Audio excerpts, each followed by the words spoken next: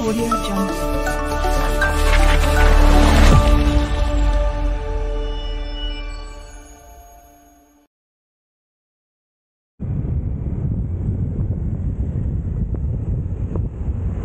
Hari ini kita bergerak dengan Keras Rider ataupun gelaran baru apa, Coffee Hunter. Hari ini kita dengan sahabat kita seorang dulu naik rabbit dan ini dah jadi penumpang dah. Jom enjoy the ride.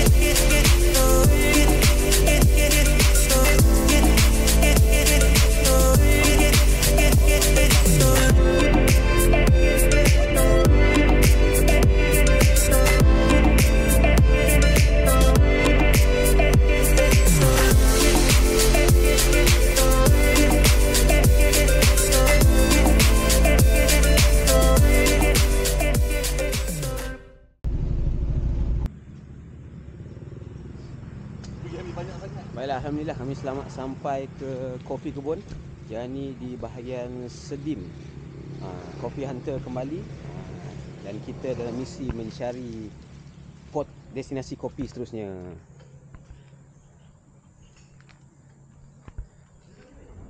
Asal nak mandi tapi hajat terbantut.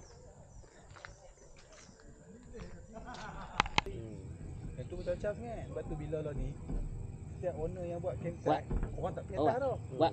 Bawah ni penuh. Pasal ni semua ada campsite. Ya, betul. Sebab tu sini dia dah minggu.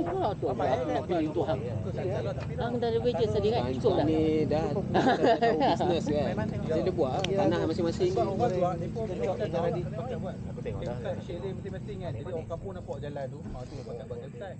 Jadi yang tak tahu je lah yang pergi kat atas tu. Macam untuk yang ikut Lubuk Jong tu kan. Lubuk Jong tu masing-masing tanah masing-masing. Pakai buat kan. Tapi kan bayar ni. Ada duduk mandi kat situ tu. Kami sendiri pun nak kena bayar. Dulu. Bukan kata orang luar. Orang lokal kena bayar.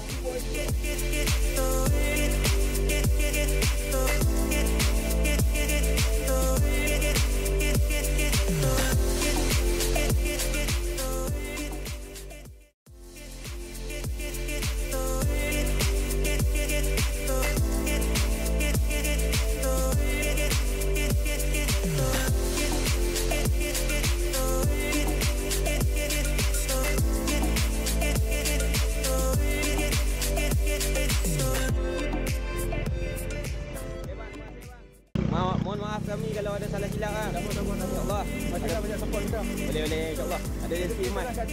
Baik. Oh, student ah. Baik. Daripada kopi kebun di Selim. Thanks. Terima kasih insyaAllah kita datang lagi.